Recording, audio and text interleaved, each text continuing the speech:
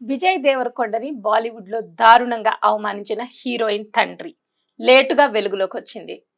ఆమె యాక్టింగ్ కూడా అంతంత మాత్రమే. నెపోటిజం, బ్యాడ్ స్టోరీ సెలక్షన్‌తో ఇండియాలోనే ఎక్కువ ట్రోలింగ్‌కు గురైన హీరోయిన్‌లో తాను ఒకరు. ఇప్పుడిప్పుడే కెరీర్ కాస్త గాడిలో పడినట్లు కనిపిస్తోంది. ఈ క్రమంలోనే ఆమె నటుడు విజయ్ దేవరకొండ సినిమాపై చేసిన కామెంట్స్ వైరల్ గా మారాయి.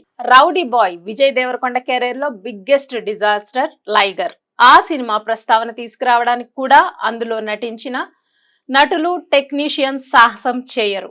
భారతీయ సినిమా చరిత్రలో మోస్ట్ ట్రోలింగ్ కి గురైన సినిమా ఇది కాగా, ఈ సినిమాతో బాలీవుడ్ యాక్ట్రెస్ అనన్య పాండే తెలుగులోకి డెబ్యూ చేసింది. ఇది ఆమె ఫస్ట్ పాన్ ఇండియన్ ప్రాజెక్ట్.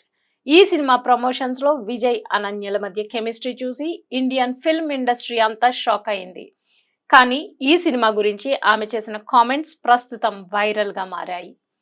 ఇంతకు ఏం జరిగిందంటే, అనన్య పాండే నెపో బేబీ అని ఇండస్ట్రీలోకి రాగానే చాలా విమర్శలకు ఎదుర్కొంది.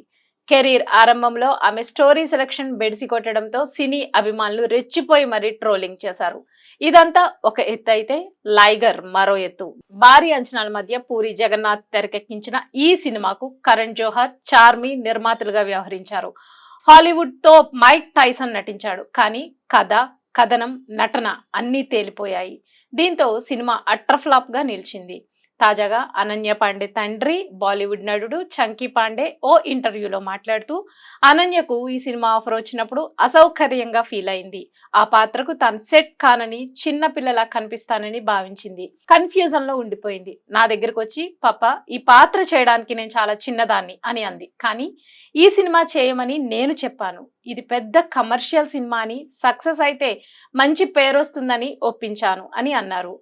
అంతకుముందు ఓ షోలో అనన్య కూడా మాట్లాడుతూ, పేరెంట్స్ చెప్పడంతోనే ఈ సినిమా చేశాను అంది. ప్రస్తుతం ఈ వ్యాఖ్యలు సోషల్ మీడియాలో వైరల్ అవుతున్నాయి.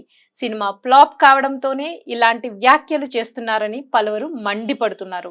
హిట్ అయి ఉంటే వేరేలా చెప్పుకునేవారని అభిప్రాయాల్ని వ్యక్తపరుస్తున్నారు. కాగా అనన్య పాండే ఈ ఏడాది నెట్ఫ్లిక్స్ లో కంట్రోల్ అనే అద్భుతమైన సినిమాతో ముందుకొచ్చింది. దీనికి విమర్శకుల నుండి ప్రశంసల జల్లు కురిసింది.